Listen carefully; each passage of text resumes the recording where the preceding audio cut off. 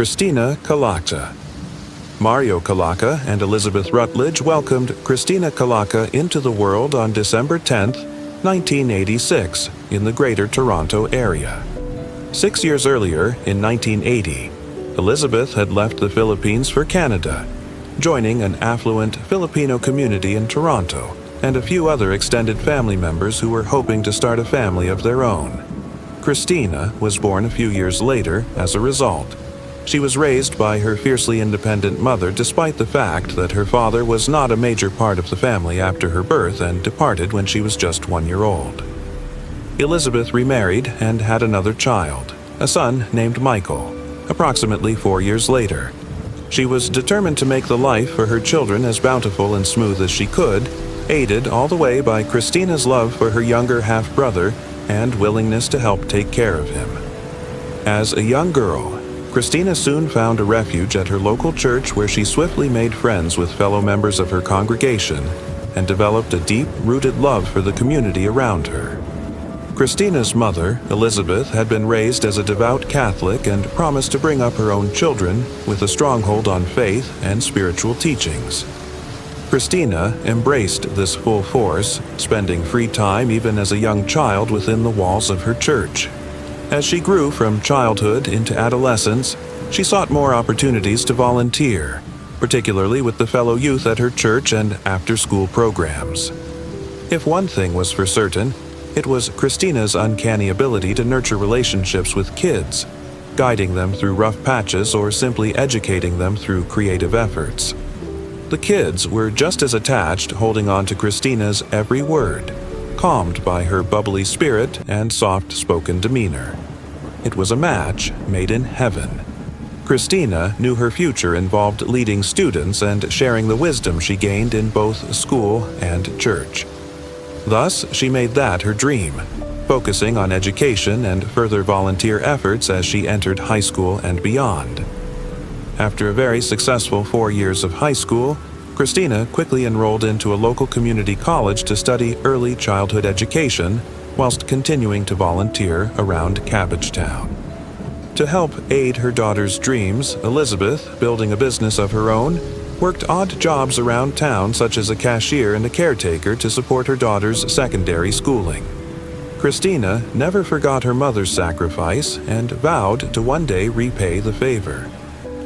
That day came after Christina received her early childhood education certificate in 2 to 6, when Christina graduated from college and entered the hustle and bustle of adulthood.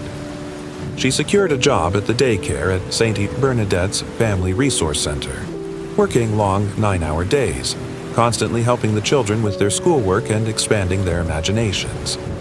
It was exhausting employment, but Christina embraced it with all of her heart and mind. She even took her earnings and split part of her paycheck to assist with half the rent with her mother, a payback she had promised in return for all her years of sacrifice. It was a beautiful gesture and just a microcosm of Christina and Elizabeth's connection. Alongside the daycare position, Christina always helped organize events and other activities around Cabbagetown as well. She was a huge part of Youth for Christ, an international Filipino organization that aided young people seeking spiritual inspiration and helped plan their largest conferences at their local chapter. And of course, as with everything else in her life, Christina's desire to help everyone leaked back into her relationships with her close Filipino family, helping organize her mother's massive 50th birthday celebration. Sadly, however, it was through these multiplying efforts and jobs that Christina wore down. And when she sought a weekend of relaxation to distress from life for just a moment, she met a mysterious fate. A fate that led her into the woodlands of rural Ontario, never to be seen again amongst the Rainbow Falls. Let's now turn to the timeline of events that led to the disappearance of Christina Kalaka. On Sunday, July 28th, Christina Kalaka celebrates her mother's 50th birthday with a bevy of family and friends. It sports a tremendous turnout and highlights the strenuous efforts Christina puts forth in lifting up her loved ones. It also exhausts Christina into a burnout, and she begins looking for a mini vacation. As July turns into August later that week, Christina tells her closest friends, Faith Castillo, Eddie Meeg, and J.B. Reyes of her desire to take a step back and get some much-needed time away from everyday life. The others agree and suggest a weekend excursion to Montreal in the neighboring territory of Quebec. Another few days pass, and Christina and company search for hotels in the greater Montreal area, but find them too expensive. One of the groups suggests staying at their friend's house in the city, but they all agree it would be too short notice. The four of them completely overhaul their plans at this point, and instead decide to go on a camping trip in rural Ontario at one of its numerous woodland getaways. They search for parks on the internet, selecting the third option in their Google results and mark Rainbow Falls Provincial Park as their destination for the upcoming weekend with no questions asked. On Friday evening of August 3rd, Christina spends her last night home with her mother. Elizabeth tells her daughter to wear away the previous week's stress, and the two fall asleep together, awaiting the rest of Christina's crew. A few hours later, at 3 a.m. on Saturday, August 4th, Faith, Eddie, and JB show up at Christina's house in Eddie's beat-up 1992 Toyota Corolla, their gear and belongings packed. Elizabeth notices the poor shape of Eddie's car and feels uneasy about the young adults traveling 1,500 kilometers in such a rust bucket. Thus, she has the friends transfer their things to her own personal vehicle and lets them drive that instead. Christina grabs her suitcase full of a few outfits and various supplies, kisses her mother goodbye with a hasty, "I love you," and leaves her home for Rainbow Falls. Over the next 33 hours through Saturday afternoon, evening, and on to the following morning, the friends make a few stops to break up the long drive. These stops include a tourist excursion at Nays Provincial Park in Marathon, a grocery pickup in Schreiber, and an incident where the car ran out of gas around Wawa, and the group of friends are listed the help of a young man named Ian, who helped them get petrol at a filling station nearby. Christina and the gang finally arrive at Rainbow Falls Provincial Park in Rossport, Ontario at noon on Sunday, August 5th. A few minutes after arriving, the quartet of friends check into campsite 72. However, they noticed that this particular campsite is located on the main public road and swiftly switch their reservation to campsite 88, a more private site further into the backwoods. Over the next 2 hours, Christina, Faith, Eddie, and JB unpack their things and set up their miniature campsite fashioned with a tent and fire pits. They take pictures of one another documenting their stay. At 2:25 p.m., a photo is taken of Faith and Christina posing with enlarged sunglasses near their campsite. An hour later, at around 3:30 p.m., another photo is taken of Christina eating campfire-cooked pasta with her friend JB watching. Another 3 hours pass by, and the crew decides to hang back at the tent rather than explore the nearby trails or beaches. Instead, at 6:30 p.m., all four friends lay down for a nap, exhausted from the previous slumber when the group finally wake up at 10:30 p.m. Eddie says his alarm clock must have stopped working. Either that or they all slept through the ringing. Nevertheless, the friends decide to stay up finishing off their prepared food from earlier and drinking a little bit of alcohol. At 11:59 p.m., another photo is taken by the crew, this time of Faith and Christina sitting near the fire pit. Another 9 minutes go by, and at 12:08 a.m. on Monday, August 6th, the last photo of Christina is taken by Faith, depicting her sitting next to JB and Eddie, who holds a flashlight over their pastor at the center of the camp. The group continues chatting amongst themselves until about 3 a.m. when Eddie heads to the comfort station nearby to shower and clean up. Eddie returns to the tents half an hour later at 3:30 a.m., where Christina remains the only one still awake. She jokingly suggests the two go swimming in the dark of night before they fall asleep. 8 minutes before the sun rises at 6:30 a.m., and only after a few hours of rest, Christina and Eddie wake up once more. They notice Faith and JB are still out cold in a deep sleep and decide themselves to arise for the day. Christina asks Eddie to accompany her to the comfort station to use the bathroom, to which Eddie agrees. The couple exits the tent and heads down the trail. A few minutes later, on their way back to their tents from the comfort station, Eddie asks Christina if she'd like to go jogging with him. Despite a foot injury from a few years back and a scary hiking incident from just a few weeks earlier, Christina accepts the invitation. Eddie, training to be a firefighter, suggests running along the Trans-Canada Highway nearby. Christina shoots this idea down, however, and wishes to stay on park grounds at a fork in the road where one path splits towards Highway 17 and the other towards Rainbow Falls Park Trail. Eddie decides to split up with Christina and run towards the highway anyway. Christina asks Eddie how long he wants to run, and he jokes that he will run until he dies. Laughing it off, Christina turns down the park trail towards the waterfalls without setting a time to meet back up with Eddie. Eddie turns to see her jogging back into the park just as the other campers begin to rise for the day. This would be the last confirmed sighting of Christina Kalaika. Over the next hour, Eddie runs along the highway towards the Rossport campground on the west side of Rainbow Falls Provincial Park. He stops at a picnic area, carves his initials into a rock, and returns back to campsite 88, where Faith and JB still sleep, and Christina is nowhere to be found. Eddie doesn't worry too much and sits outside by the fire pit. At around 8:30 a.m., he goes around the campsite looking for a small axe to chop up some lumber, but fails to find anything to use. 30 minutes tick by, and at around 9 a.m., a man by the name of Paul Gauthier steps out of his RV located on the Rossport campground site in Rainbow Falls, about 5 kilometers from campsite 88 on the White Sand Lake side. As Paul drinks his morning cup of coffee, he spots a short-statured woman walking down the loop from Highway 17. Paul later remarks that the woman could have been of Asian descent and was wearing dark clothing similar to Christina. At 9:30 a.m., Faith and JB finally wake up.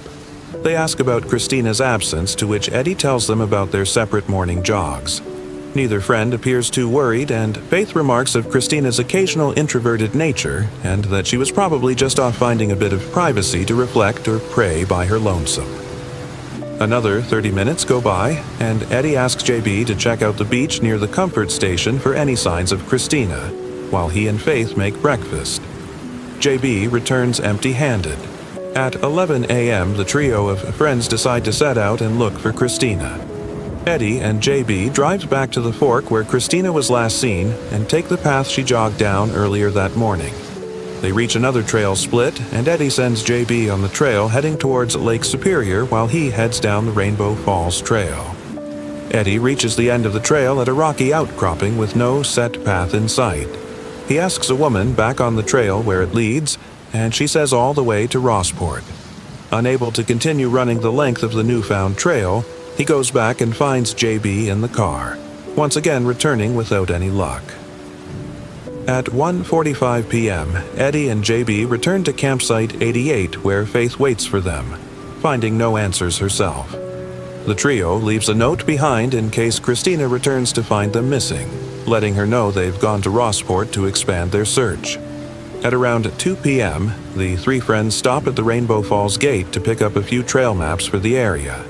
The person working the gate asks about their intentions, and they inform the worker of their search for Christina and plans to head to Rossport to look for her. The worker tells them that it's highly improbable that Christina made it all the way to Rossport on foot, as it's 12 kilometers away, and instructs them to alert the Ontario Provincial Police, called the OPP, immediately.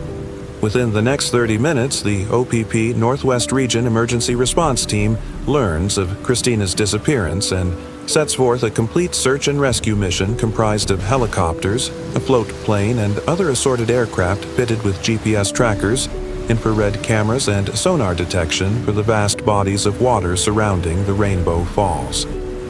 About an hour and a half later, around 4 p.m., Elizabeth Rutledge gets a call from the OPP announcing that her daughter has gone missing. She alerts her family members and purchases flights to the Rossport area at once. Early the next morning on Tuesday, August 7th, 24 hours after Christina vanished, the OPP Canine Unit arrives on the scene to potentially track down Christina's scent. Unfortunately, pristine conditions for canine tracking are best served within the first 12 hours of a disappearance, and with an entire day between Christina's last known movements and the dog's initiation, no trace is picked up.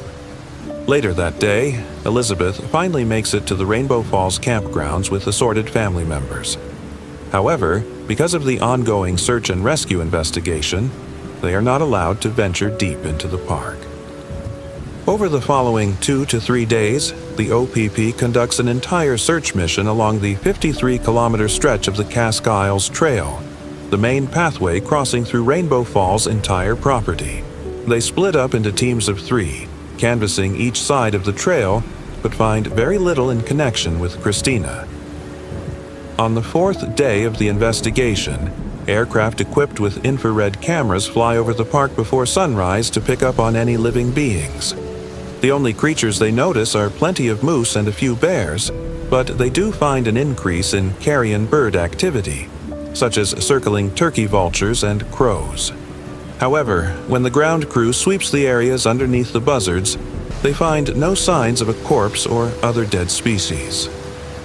5 days after Christina's disappearance on Saturday, August 11th, over 100 local residents of nearby communities volunteer to trek into Rainbow Falls Provincial Park and help investigators via grid searches. Again, nobody is able to uncover anything of note, and the case grows colder. Finally, on August 23rd, 17 days after Christina went missing along the Rainbow Falls trailhead, the OPP call off their official rescue units, confident that wherever Christina ended up, it was not at Rainbow Falls nor around any of the campsites on the park's property. Meanwhile, authorities conduct a second investigation outside of the woodlands, interviewing everyone who had been registered to the park during the time Christina was also there. Detectives also interrogate Christina's 3 friends, including 3 separate interviews with Eddie, the last person to see her alive with certainty. All 3 are cleared of any wrongdoing and released by investigators. In the decade and a half since Christina Kalaika disappeared without a trace, very few clues have been announced by the OPP in connection with her case. There have been few leads and barely any press covering the ordeal, leaving Elizabeth and the rest of their tight-knit Filipino community desperate for answers. To this day, Elizabeth and her family still conduct infrequent searches of Rainbow Falls Provincial Park, hoping one day they might stumble upon that lost piece of evidence that might just bring Christina's fate to light. As just mentioned, the clues found in the search for Christina Kalaika have been few and far between. Whether this has been a byproduct of the OPP withholding evidence to protect their investigation, or simply the fact that nothing has been found since August of 2007, is not clear. There have been no announcements by the OPP via either a press conference or media outlets around Ontario. So, until there are, we're operating under the assumption that law enforcement is just as empty-handed as we are. There was one small finding discovered by a team of search and rescue experts in the days following Christina's disappearance. While canvassing alongside the White Sand River, flowing down from Rainbow Falls into Lake Superior, the team found a pair of socks next to a hole 35 feet deep beneath the waterfalls, as well as one rogue footprint. Investigators claim these clues led to nowhere, reasoning that the socks were too large to belong to Christina and were probably left behind by a swimmer the previous day. It was never clarified if the socks were tested for DNA, nor if the footprint matched the shoe signs or imprint of Christina's footwear. It is safe to assume the footprint was ruled out, but the socks scenario is still unclear. The socks were likely wet and engorged being so close to the water, so it is possible they may have seemed too large for a young woman to wear when in fact they were merely waterlogged.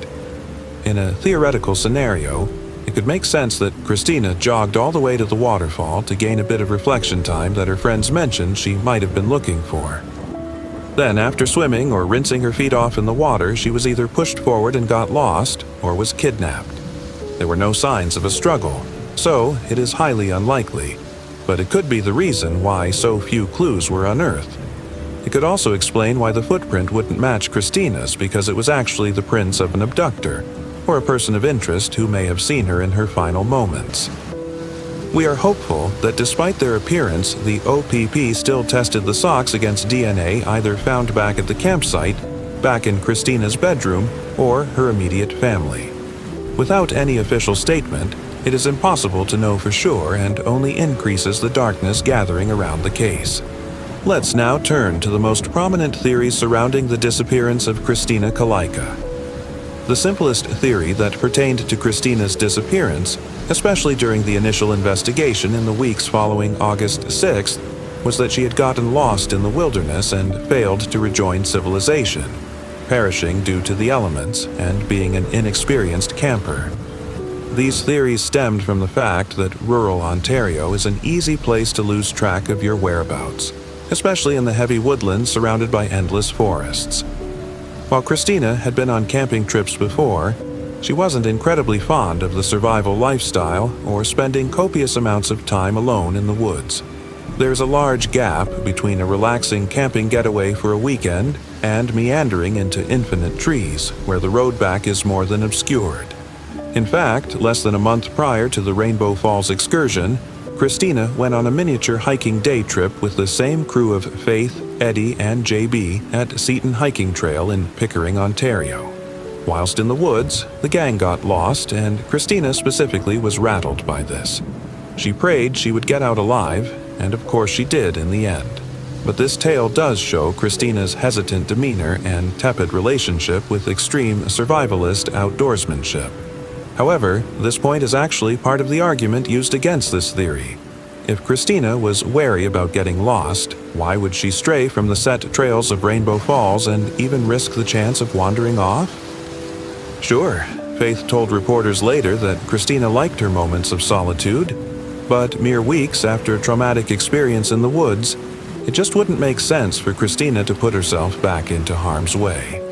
Christina's uncle, later interviewed by reporter Kate Baker, noted that Christina was fearful of many things, including wild animals and spiders and other foreign insects. It just doesn't paint a picture of someone ready to jump into the expansive wilderness. It wasn't just Christina's personality that led investigators away from these theories, however. The fact that next to nothing was found in the entire park to suggest Christina even existed outside of her belongings at Campsite 88 was a pretty clear sign that she was no longer anywhere near Rainbow Falls. For instance, the helicopters and other aircraft that flew low to the ground reported finding no shades of off colors or cameos highlighted against the treetops. Experts say that anything of any color, even the neutral shades Christina was wearing that day, stick out quite clearly against the greens of nature and would certainly have been picked up by trained spotters during the search. Rescue operatives also combed each side of the Rainbow Falls trailhead, where Christina was last seen on multiple occasions, finding no man-made trail leading away from the main road or a spot in the trees where someone could have forced their way through. Finding no signs of Christina here was especially crucial, seeing as though 95% of all missing people in the wilderness are found within an 8-kilometer radius from where they were last seen. Not only that, but the statistics at Rainbow Falls Provincial Park in general do not support the theory that Christina got lost. In the park's entire history, only one other person has been reported as missing, an ill 70-year-old woman who was found 9 hours after the filing.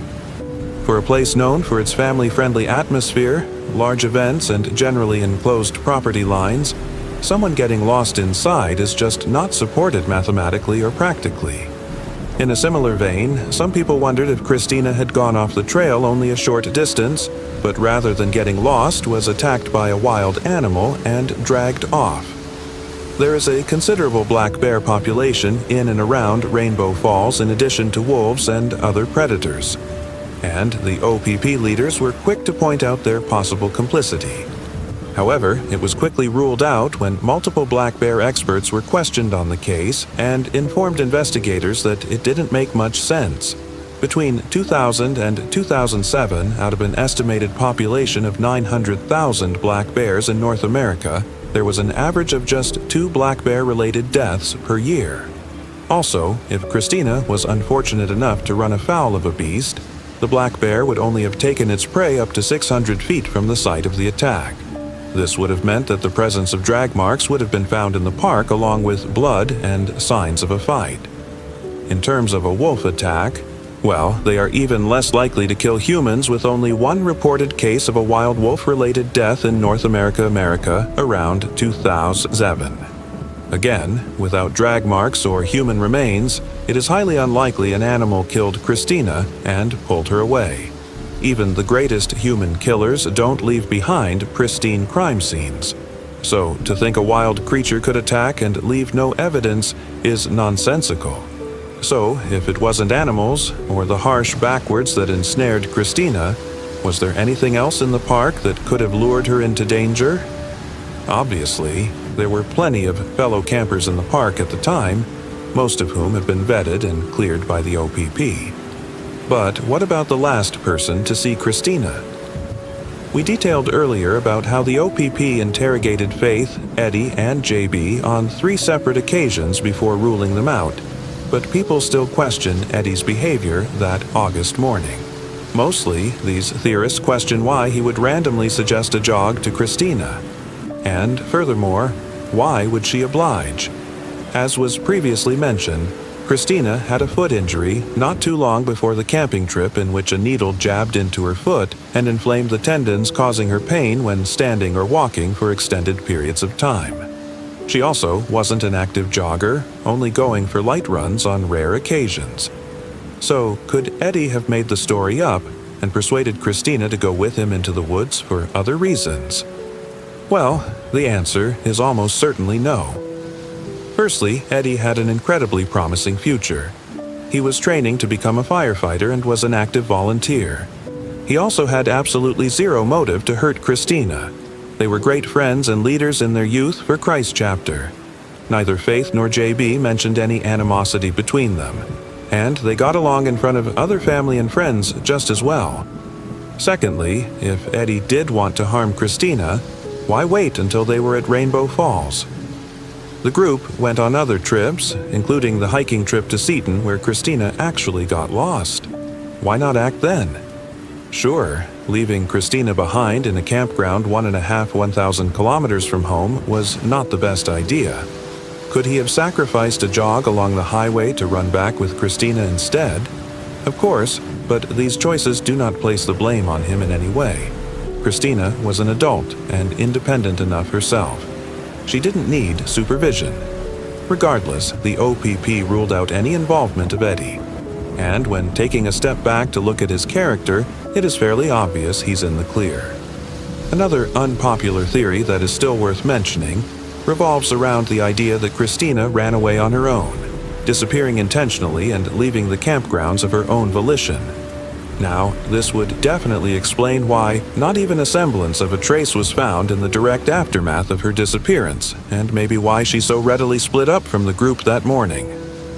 In terms of support, however, there aren't many facts to prop up this theory. There have been rumors that Christina was set up for an arranged marriage. She was displeased with and was unhappy about where her life was headed. That is in complete contrast to all the information and testimonies we've researched thus far. Everyone surrounding Christina told police and the media that she was very content, passionate even regarding her life circumstances, including her plan to return to school. Her relationship with her mother was as close a bond as mother and daughter could share, and she displayed zero fear or hesitancy around any of her community members. While it is still possible Christina strayed from the beaten path to find time to recollect and be in isolation during her trip, it is unlikely she intended to do it on a long-term basis and had every intention of meeting back up with Eddie and the others that morning. She was acting like herself, arousing no suspicion in those last moments spent with her friends. Incidental behavior plays a huge role in runaway teenagers and adults, and Christina simply wasn't the type of person to camouflage disdain and attempt to escape her current life. Without a doubt, the most viable theory left in Christina Kalika's case file is that she was silently abducted near Rainbow Falls not long after leaving Eddie. How was this possible with so many campers around? Well, it's important to remember that while there were people awake and active at 6:30 a.m., the park was not at peak operating hours, and there were plenty of spots along the Rainbow Falls Trail that were left unoccupied and unmanned. The trails were not busy, So if someone was lurking in the brush, they could do so for an extended period of time without having to interact with anyone else. The sun was also just barely above the horizon at the time, so the trailhead would have been covered by the shadow of the trees. Again, this would have been the perfect shroud for someone to hide within and wait for an unsuspecting victim. Once they confirmed Christina was alone, they could have jumped out, startled her, and kidnapped her, making minimal noise. The important question at this point becomes how the abductor got Christina out of the park undetected. If the person did not want to deal with dragging her body through the thick brush, they could have threatened Christina and told her to be quiet and walked out pretending to be her friend or guardian, perhaps using a weapon to force her to obey. It's possible the kidnapper knocked Christina unconscious, but that again means they would have had to drag or carry her a long distance through the park. And there was no evidence of such action found in the 17-day search and rescue. A much more sensible version of the theory is that Christina wandered off the trail she was jogging along and ended up near the Trans-Canada Highway, or Highway 17, that runs the length of Rainbow Falls. Once she was by the highway, she could have met someone who was looking to pick up unsuspecting women and connected with the wrong individual. Christina's family said she was the type of person to trust anyone, that she truly lived by the admirable motto of innocent until proven guilty, and that if someone asked for her help, she wouldn't have had second thoughts about lending a hand. Of course, this is where things would have gone sour. An amendment to this theory would be that wherever along Highway 17 this took place, it was far enough from Eddie's own jog along the Amaz he never reported seeing anyone pick up another person from his interviews. So who might have picked Christina up? There aren't any known serial killers who operated in the Rossport area in 2007. However, the Trans-Canada Highway runs through a massive chunk of Canada, and it wouldn't have been out of the question for a few hardened criminals to drive up and down the freeway hunting for a stranded passerby. Of course, this parallels the phenomenon of the Highway of Tears quite eerily mentioned frequently in Canadian true crime law. It involves a disturbing pattern of unsolved disappearances between many Indigenous Canadian women along a 725-kilometer stretch of Highway 16 between Prince George and Prince Rupert's British Columbia, Canada. While this is quite far from Rainbow Falls, the potential for a copycat or other similar serial killer is not out of the question. Christina's case also loosely parallels another horrifying string of crimes in rural Canada's history known as the Starlight Tours. Dating back to 1976, the Starlight Tours involved officers of the Saskatoon Police Department offering to drive drunk and lonely Indigenous folks back from bars and local establishments to the Saskatoon jail where they could sleep off their stupor only to transport them into the wilderness, strip them of their clothing and belongings, and force them to find their way back to civilization alone. Many of the victims were never heard from again, and the Saskatoon PD went under heavy fire for it. No officers have ever been convicted, but these accusations have accrued over the years, with some as recent as 2018, and there's mounting related to Saskatoon. However, there are plenty of Canadian citizens and Indigenous peoples who have shared stories of friends and relatives picked up by law enforcement or people claiming to be so, only to be driven out into the wilderness and left to die. It should be noted that Christina Calaca is not an Indigenous Canadian, but a Filipino woman. And while she could easily be mistaken for someone of Indigenous descent, there is no evidence to suggest she was a victim of a Starlight Tour or similar phenomenon. We merely bring this up to suggest the possibility that Christina was picked up by someone along Highway 17, who offered to take her back to the Rainbow Falls Provincial Park entrance, only to be snatched and kidnapped once she got into their vehicle. If the Starlight Tours are merely a microcosm of the devastating racism shown towards Indigenous and Asian peoples of Canada, it is very possible that the horrors beset on the victims we know are beset on others we don't know about too. Again, we're not suggesting the Saskatoon PD were at fault in this case, but it points to a culture of crime that exists and is worthy of discussion. Whoever took Christina knew exactly what they were doing, and, like the OPP believes, it was the act of a methodical killer who operated with precision and stealth to carry out the act that led to Christina's disappearance. In the case of Christina's sudden and bizarre vanishing, we believe that she had no intentions of leaving Rainbow Falls on her own, and that she fully intended to meet up with Eddie and her friends after a swift morning jog. We believe it is sound reasoning to deduce that along the Rainbow Falls trailhead, she met someone who had been in the park with the sole intention to prey on an unsuspecting, vulnerable woman. The person probably asked Christina if she could help him find a specific landmark and led her into danger. Another sequence of events could be that she walked away from the path she was on, got a little lost, and asked the suspect for help, who promised to guide her back to campsite 88, only to take her down the Trans-Canada Highway and drive off with her in the opposite direction. Regardless, the person was likely skilled in deception and manipulation, and recognized who this person was is not identifiable at the moment. However, it should be noted that a major celebration known as the Drag Fest occurred in Terrace Bay, Ontario, around the time of Christina's disappearance.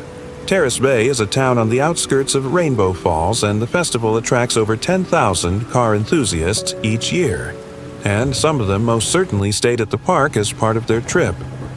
With so many out-of-town folks staying at the campsite for such a short time frame, one of them could have used the opportunity to commit a dastardly act.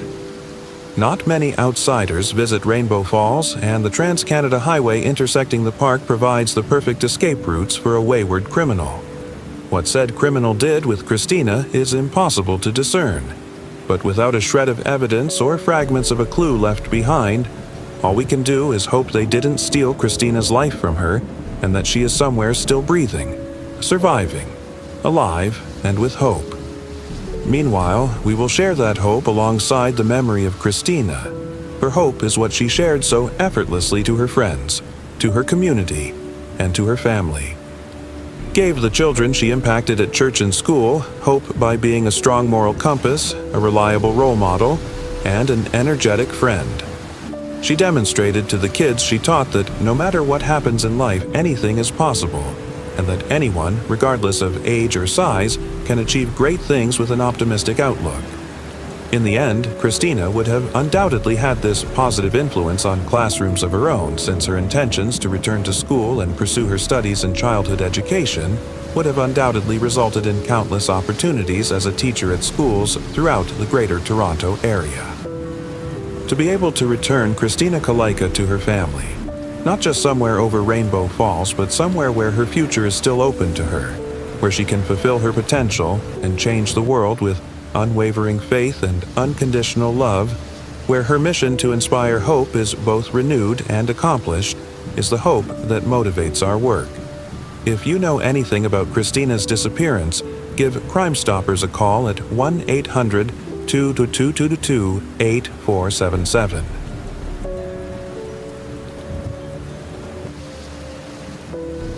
Moving on to the next case.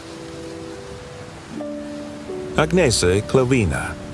On July 8, 1984, Agnese Clavina was born in Riga, Latvia. Her parents, Daiga and Vladimir, welcomed her as their second daughter. She was 2 years older than her sister, Konta. Agnes had a happy childhood in Latvia, where she was showered with love from her family and had a strong relationship with her sister. Agnes was characterized as an attractive, outgoing young lady who enjoyed socializing. She enthusiastically filled her evenings with clubs and restaurants, reveling responsibly as recalled by family members in the pleasures of living life to the fullest. In her mid-20s, Agnes made the life-altering choice to relocate from Latvia to London in search of better job opportunities. While living in London, Agnes met a businessman named Michael Millis in a London church. Michael, 8 years Agnes's senior, was the former owner of Westbourne Studios in West London and immediately captivated her attention. Their connection deepened as they embarked on a romantic relationship. Those close to the couple remember the pair swiftly falling head over heels for one another. By all accounts, life was good for Agnes. She not only discovered new employment opportunities in London, but had also seemingly found love. In 2014, Agnes was thrilled to receive a 3-month contract offer as a receptionist in a luxury club called the Ocean Club in Marbella, Spain. Marbella is one of the most popular holiday destinations in Spain, with its delightful year-round temperate climate, stunning beaches, and the lively nightlife. It has captivated tourists from all over the world. Marbella holds a special appeal for the affluent, with luxury resorts known to draw in countless rich and famous guests as their preferred getaway. Before we continue, we want to remind you that only a small percentage of people who watch our videos are actually subscribed. So if you enjoy our content, consider subscribing. It's free and you can always change your mind later. Now, let's move on with the video. Such extravagance was precisely what attracted Agnes to the area, and she eagerly accepted the job offer. In 2014, she made the solo move to Marbella, leaving her boyfriend Michael behind in London. While she would be moving alone, the two decided to continue their relationship despite the distance. Agnes frequently visited her family in Latvia, and when she shared the news of her move to Spain with them, she received their unwavering support. Her friends and family maintained regular contact with Agnes, offering their encouragement and staying connected, be it through social media or by telephone. Actively engaged on social media, Agnes frequently shared numerous photos documenting her arrival and experiences in Spain. Through these frequent posts, it was evident that the young woman was enjoying her life in the city. She had made several friends and loved her job. After completing her 3-month contract at the Ocean Club, Agnes got another job as a waitress at a restaurant called Gue. On September 6, 2014, Agnes went to a renowned nightclub called Aqua Mist, situated in Puerto Banús, Nueva Andalucía. Aqua Mist was known to be a popular club where the well-known and the wealthy would choose to party. Those in attendance that night recall Agnes was wearing a beautiful multicolored halter dress and carrying a large white Louis Vuitton handbag. Her friends would go on to photograph the night as they usually did, and the last photo of Agnes ever taken shows her in her pink and blue dress smiling at the camera with her drink in hand. At around 3 a.m., her friends began to feel tired and decided to leave. However, they recall Agnes saying she wanted to stay a while longer and that she would take a taxi back on her own. She told them not to worry and bid them farewell. The group noticed Agnes, ever the social butterfly, had been conversing with a woman who appeared to be of Russian descent. The friends themselves did not know the identity of the woman nor any further details about her. However, they assumed Diogenes was making yet another local connection and thought nothing of the friendly interaction. The mental image of Agnes talking and smiling away at the club would be the last image the friends ever had of her, as she would never be seen again. A few days later, Agnes's family became concerned as they tried contacting her, but her phone was unreachable. Such a lack of communication was highly unusual for the family-oriented young woman. Moreover, friends and family noticed that Agnes, typically very active on social media, had not made any posts nor updates for days. Once family members spoke to one another, they realized that Agnes had also not replied to any of her online messages. Concerned about her well-being, her boyfriend called the Spanish police to report Agnes missing. However, the Spanish police frustratingly told him that he had to file a report in person and he was still in London. Because such a lack of communication was highly unusual, Michael, Agnes's sister, Gunther, and Agnes's mother, Daiga, decided to personally travel to Marbella. The group arrived on 11th of September, 5 days after Agnes disappeared. Upon landing in the locale in which the 30-year-old had gone missing, the group of concerned family members and her boyfriend traveled together to report Agnes missing at the police station and began to organize their own search. When they arrived at Agnes's apartment, they discovered that everything seemed to be in its proper order. There were no indications of forced entry, and the missing woman's bank cards, clothes, and personal belongings were all present and accounted for inside the apartment, suggesting that Agnes had left the apartment voluntarily with the intention of eventually coming back. The Marbella Police Department launched an investigation into the disappearance while her family members put up missing persons posters throughout the city, urging anyone with information to go to police. Media reports detailed that the Spanish police took 4 days to investigate the last place that Agnes was seen. the club Acmist. By that time, the CCTV recordings from that specific day were already deleted. Fortunately, after the police took possession of the hard drive, they were able to recover the footage. The surveillance footage from the club proved to be essential in the investigation. Upon analyzing the video footage, investigators made a distressing discovery. They witnessed Agnese Klivina at approximately 6 a.m. exiting the nightclub in the company of a man. She and the man engaged in a conversation outside of the club's entrance as seen on CCTV footage, and the detectives noted that Agnes appeared visibly agitated throughout the entire interaction.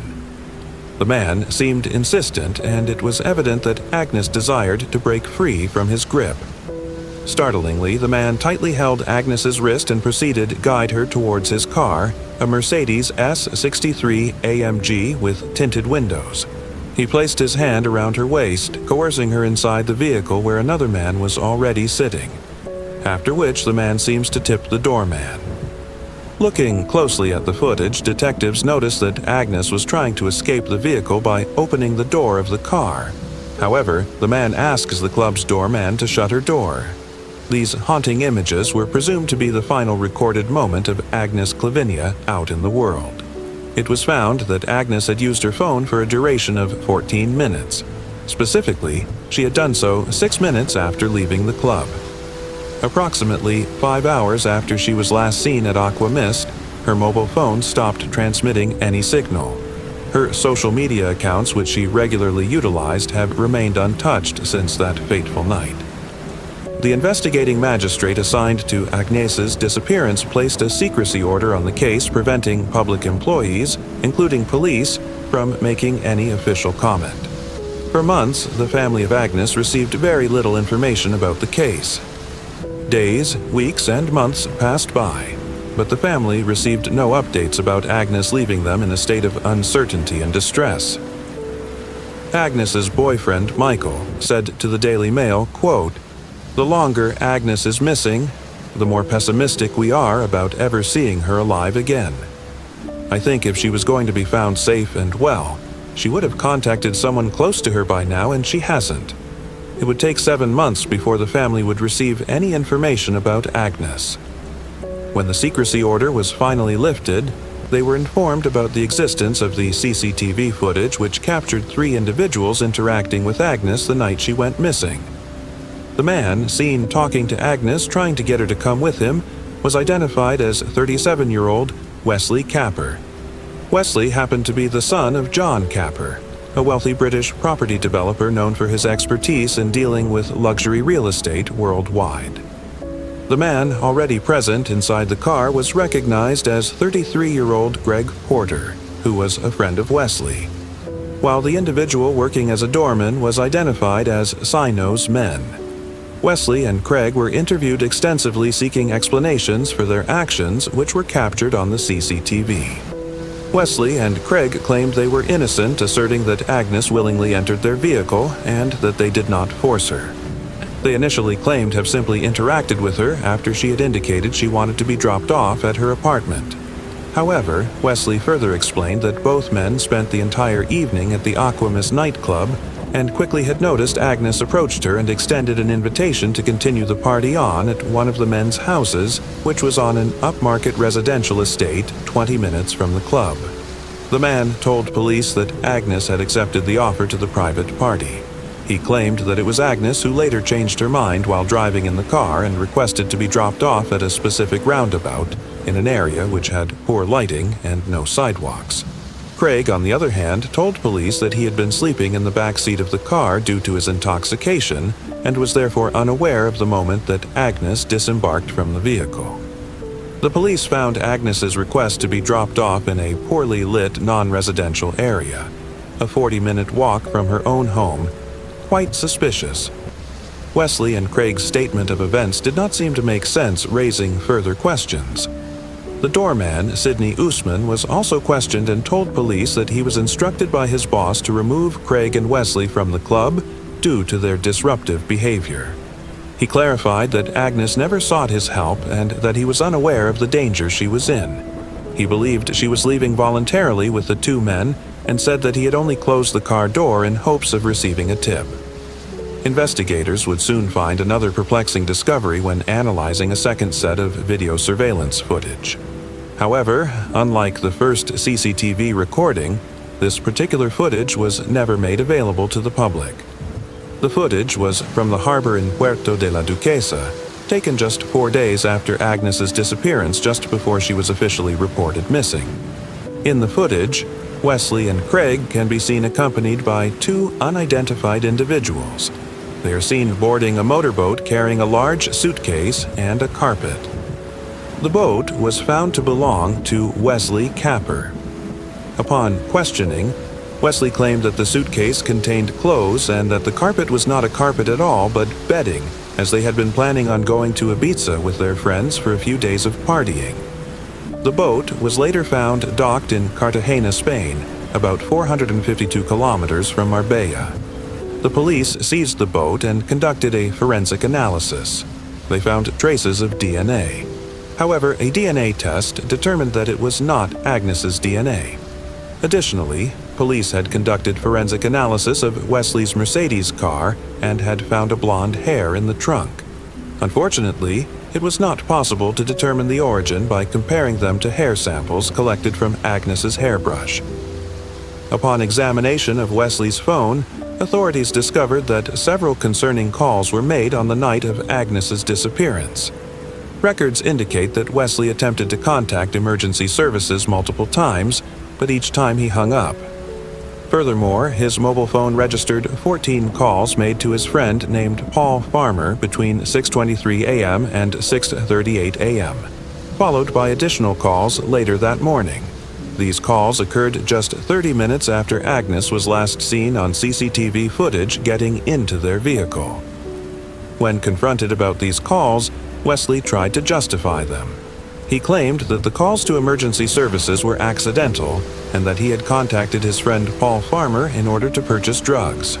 However, when questioned, Paul Farmer refused to provide any further information regarding the reasons behind the calls. Later, the family's lawyer in an interview said that Agnes, they believe, is no longer alive and that he believes her body is in the depths of the ocean. He further said that the perpetrators had ample time to destroy any evidence, considering that Agnes was not even reported officially missing until September 11, 2014, 5 days after her actual disappearance. He cites the unwillingness of the police in Marbella to cooperate with families from out of town. After over 18 months of investigation, both Wesley Capper and Craig Porter were formally charged with aggravated unlawful detention, a charge which took into account the evidence from the CCTV footage. Wesley and Craig were released on bail awaiting their trial after paying the necessary amount of money. Nevertheless, they were subjected to travel restrictions and prohibited from leaving Spain until the conclusion of the trial. Agnes's family protested that the 2 men should not be free and should be locked up until the trial, but a judge rejected their appeal. In 2017, Greg Porter was granted permission to return to England for the birth of his child. Agnes's family voiced their objections to this decision due to concerns that he may not choose to return to Spain in order to evade the child. Craig would eventually return to face trial. The case would be brought in front of a judge beginning in March of 2019, 4 years after Agnes went missing. All 3 men, Wesley Capper, Craig Porter, and Sanai Usman, appeared in court. All 3 pleaded not guilty and maintained the same version of events.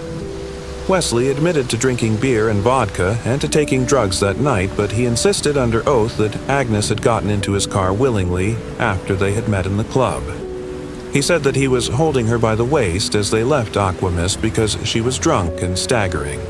Prosecutors alleged that it was evident from the footage that the men had taken advantage of Agnes's intoxicated state in order to coerce her into the car against her will. They further said that the doorman should be considered an accomplice in the unlawful detention, as he had closed the back door when Agnes attempted to leave. This charge potentially carried a sentence of 4 years in prison. The prosecution sought a sentence of 12 years for both Wesley and Craig, along with the compensation amounting to $275,000 for the family of Agnes. Prosecutors said that Wesley should be given a harsher penalty as they believed he had made Agnes enter his vehicle against her will in the initial offense, and had further aggravated the crime by instructing the club doorman to close the door when she attempted to exit.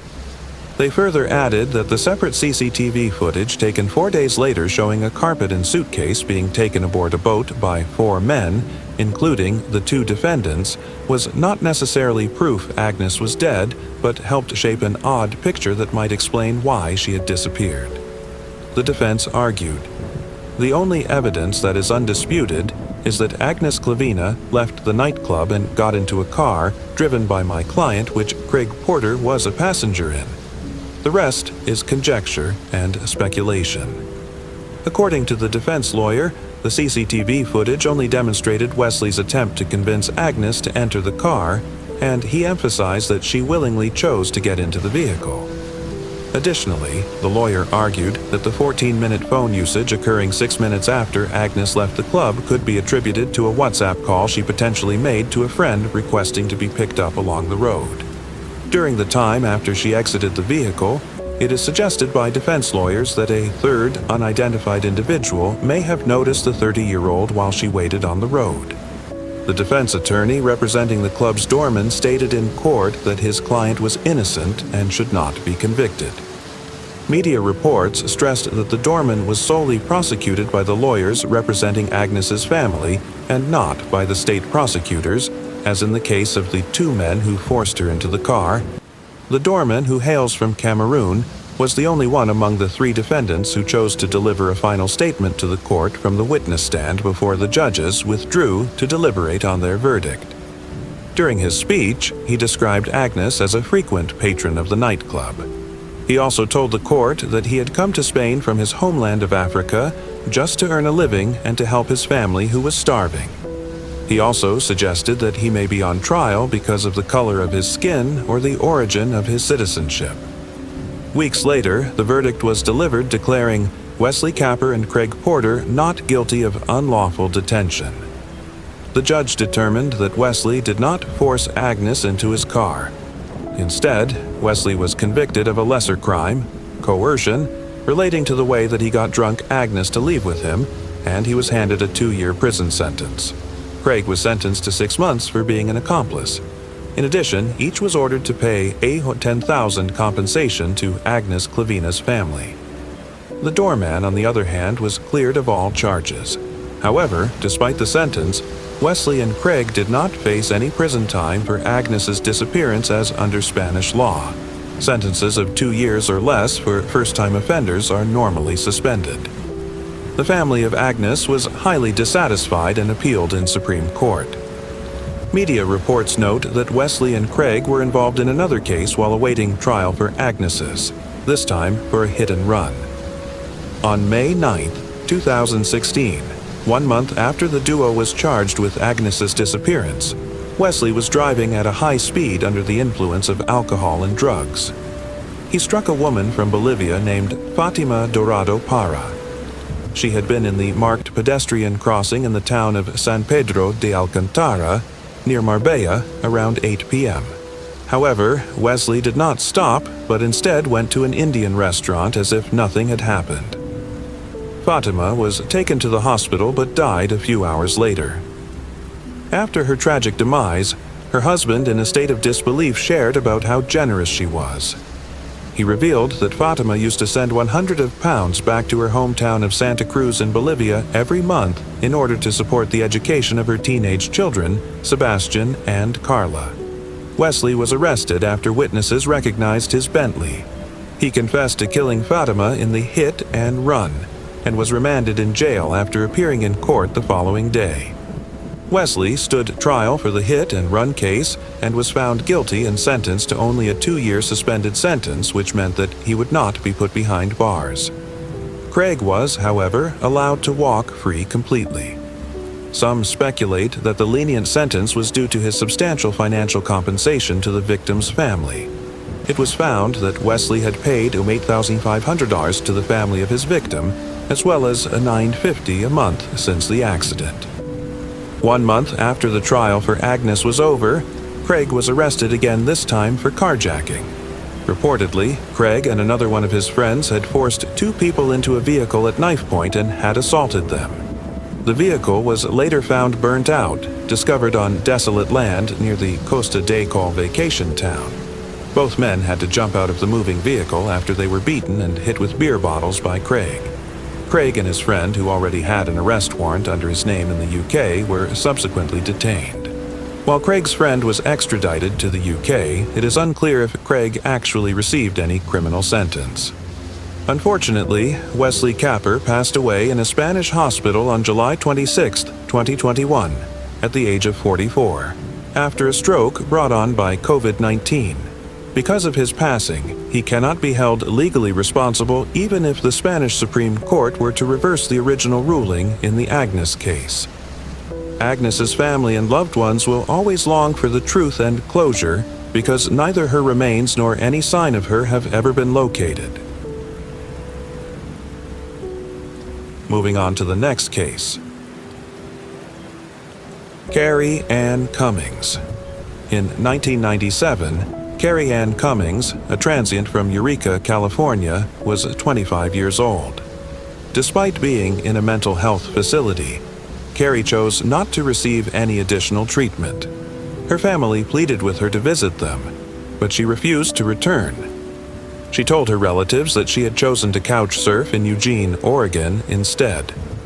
That was the last time that they heard from her. Carrie's parents tried to reach her and went to the police to file a missing person case. They also hired a private investigator. Carrie's sister, Kathy, said that they were told that Carrie was an adult, that she had chosen the lifestyle, and that if she was not a threat to herself or others, there was nothing they could do. She also had the following to say about her attempts to find her sister through the years. As the internet expanded, I took to searching the name US website when I was missing her, scanning for mention of her tattoo and searching through the pictures of the Jane Does she was dearly loved. In November 1998, a year after Carrie Ann went missing, Wayne Adam Ford entered a police station in Eureka, California, with a Bible in his one hand and a woman's body part in a plastic bag in the other hand. He confessed to taking the life of 4 women, but he did not know any of their names. 3 of his victims were identified. 26-year-old Tina Renee Gibbs. She was born on April the 20th, 1972. Her life was taken on May 16, 1998, near Las Vegas. Her body was found on June 2nd near Buttonwillow, California. Lynette Dion White, 25 years old, of Fontana, executed on September 25, 1998 in Ontario, California, then dumped in an irrigation canal near Lodi. Patricia Ann Thomas, 29 years old. Her life was taken in Hesperia, and her body was found on October 23, 1998, in an aqueduct in San Bernardino. But one woman remained unknown. Investigators interviewed Ford and obtained descriptive details of the female. Ford's encampment was also searched as part of the investigation, and more body parts were found. Using DNA, the detectives were able to match the body part Ford brought in with a torso found by duck hunters north of Eureka in October 1997, the previous year, and the additional remains found by officials on Clam Beach in January 1998, 9 months before, as well as in his encampment. DNA samples were run through the California Missing Persons DNA Database and the National Unidentified Persons DNA Index, but no profile matches were ever made. Ford was sentenced to life imprisonment in June 2006, 8 years later, and is currently serving that sentence at San Quentin State Prison in California. This is a very unusual case as the detectives know who committed the crime, but not whom the victim is. In 2021, Sheriff William Hansel created a cold case unit, which specifically reviewed Humboldt County Sheriff's Office unsolved cases for new leads. In December 2022, they partnered with a forensic genealogy lab called Othram to determine if advanced forensic DNA testing could help establish the identity of the unknown female or a close relative. Using a technique called forensic genome sequencing, the company was able to create a profile for who they thought may be a close relative by creating a family tree. At last, they found a match to a close relative of the unknown female. The detectives contacted the relative, and she confirmed that she had a family member that went missing in the late 1990s. She then put them in contact with the sister, Kathy, of the missing person, Carrie Ann Cummings. Kathy provided investigators with a DNA sample, which was then compared to the DNA sample from the unknown female's remains. And finally, after 25 years, they identified the missing woman in 2023. Kathy had the following to say about her sister. Carrie was beautiful, funny, smart, and an artist. She was great at making us laugh. It is devastating what mental illness can do in a span of only 2 short years. Sheriff William Hansel praised his staff, adding, "We hope that this identification can help bring closure to Carrie's family and the community, even though we cannot take away the pain of loss. I appreciate the commitment of our detectives, who never gave up on Carrie and never stopped looking for answers in the unresolved instances. Carrie's remains are currently being released by the Humboldt County Coroner's Division so that the family can be buried together." Moving on to the next case. Virginia Ginger Freeman. Virginia Ginger Freeman, a 40-year-old wife, mother, and committed real estate agent, was well known in the thriving city of College Station, Texas, for her vivacious personality and close links to her neighborhood. But on December 1st, 1981, Virginia's life took a devastating turn, shattering the peace of this small village. When Virginia showed a prospective buyer a vacant house in Brazos County as part of her regular routine, her husband, Charles Freeman, made a terrible discovery. When Virginia didn't come home from work, Charles was worried and discovered her dead body in the empty house. Extreme violence was evident at the scene, along with evidence of neck stabbings and head damage. It was a crime that investigators would later describe as an act using excessive force, emphasizing the brutality inflicted upon this unsuspecting woman.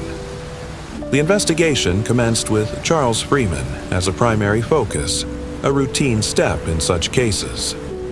However, thorough examination ruled out any indications of trouble within the marriage, and Charles provided a solid alibi, eliminating him as a suspect. Early leads emerged when a local brick mason reported seeing a man in a vehicle near the crime scene, prompting forensic hypnosis to generate a composite sketch and a partial license plate. Unfortunately, this avenue yielded no firm leads. 2 years passed with the case going cold until a potential connection to another case emerged. Henry Lee Lucas, already convicted of a slaying in Ringgold, Texas, about 250 miles away, shocked the court by claiming responsibility for numerous additional cold cases. Investigators hoping for a breakthrough showed Lucas a picture of Virginia, and he confessed to stabbing her in the neck. However, when Lucas failed to identify the crime scene, it became evident that this was a false confession, a desperate attempt to delay his fate. The case remained stagnant until 1997, when advances in DNA technology provided a glimmer of hope. DNA found under Virginia's fingernails suggested a struggle, and the Brazos County Sheriff's Department, in collaboration with the Texas Rangers Cold Case Task Force, decided to reopen the investigation. Suspects were tested for DNA, including Charles Freeman, whose DNA did not match the evidence found. Despite initial setbacks, investigators honed in on James Otto Earhart, a former appliance repairman who, 6 years after Virginia's slaying, had been convicted of taking the life of a 9-year-old girl less than 10 miles away. The challenge lay in obtaining Earhart's DNA posthumously, as he had been executed in 1999. Through a meticulous process involving genealogy records and cooperation from Earhart's son, the team obtained permission to exhume his body in June 2018. The shocking state of Earhart's remains exposed to the elements in a cardboard box presented a formidable obstacle. Nevertheless, a DNA sample was successfully collected from a femur bone and analyzed. On August 30th, 2019, the results conclusively matched the DNA profile from Virginia's fingernail clippings. James Otto Earhart was posthumously identified as the perpetrator, providing closure to a decades-old mystery. While Charles Freeman did not live to witness justice being served, his children found solace in the resolution of their mother's case. Notwithstanding their disappointment at not being able to capture Earhart, the investigators rejoiced over the resolution of a case that had plagued the neighborhood for almost 40 years. The path from a vicious murder to a posthumous conviction demonstrates the perseverance of law enforcement and the developing use of forensic technology in the resolution of unsolved cases. Moving on to the next case. Catherine Sposito. Catherine Sposito went to high school in Brooklyn, New York in the 1980s. She moved to Prescott, Arizona, to attend Prescott College after school.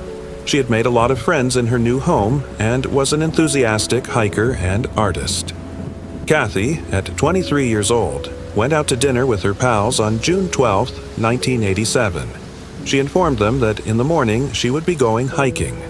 The next day, June 13th at around 7 a.m., Kathy rode her mountain bike to the trailhead and began hiking up the path. The trail is in part of the Prescott National Forest, about 10 minutes outside of downtown Prescott. It is a popular hiking spot in the area. Shortly after Kathy took off, other hikers heard a woman's screams for help. The terrain is dense, which meant it took time for the other hikers to locate the woman in need. By the time they arrived, it was too late. Their gruesome finding was later identified as Kathy's lifeless body. One of the hikers called the police. Kathy's slaying rocked Prescott in Yavapai County as Thumb Butte Trail had always been seen as safe. The post-mortem stated that Kathy's demise was due to blunt force trauma to the right side of her head. This was the result of 2 rocks and a ratchet wrench that were found at the crime scene. Kathy was also shot in the face through her eye with a .22 caliber weapon. The bullet did not penetrate her brain. There was also a stab wound on the side of her head. The weapon and sharp item used to stab her were not found. The police started their investigation in their search for the offender. There were very little clues and no witnesses, which made it very difficult. Over the years, investigators said it is possible that there could be more than one perpetrator. Yavapai County Sheriff David Rhodes said, "You have to keep all doors open. My team could be closer to reaching answers than ever before. I think if the case is solved, that it will definitely be DNA that did it. Advancements in DNA testing like familial DNA could crack this case wide open." There was a reward of $10,000 being offered by Yavapai Silent Witness, an organization in Yavapai County and the state of Arizona to help the flow of anonymous information in solving crimes. Kathy's older brother, Sal Esposito, flew in from New York to visit the crime scene with detectives. He asked that people come forward with any information.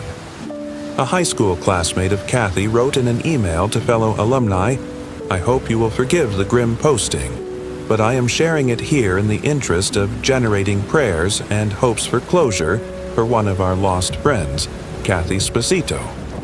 You may recall from past discussions here that Kathy was brutally slayed in 1987, and the case was never solved.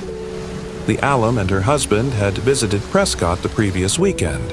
She wrote that while visiting Prescott, Kathy was on her mind. When the couple strolled out of one of the downtown shops, the classmate was stopped in her tracks by a large poster in the window with Kathy's photo. She realized that the police there continued to search for her offenders. She had a discussion with the shopkeeper, who told her some new leads have recently emerged and that have revived hope of solving the case. The alum also saw the same poster in a number of local windows throughout the town and found it pleasing to see that Kathy's memory in the quest for justice remained alive. She ended her email. "I thought that you would want to know about it, and to keep Kathy's soul and this case in your prayers."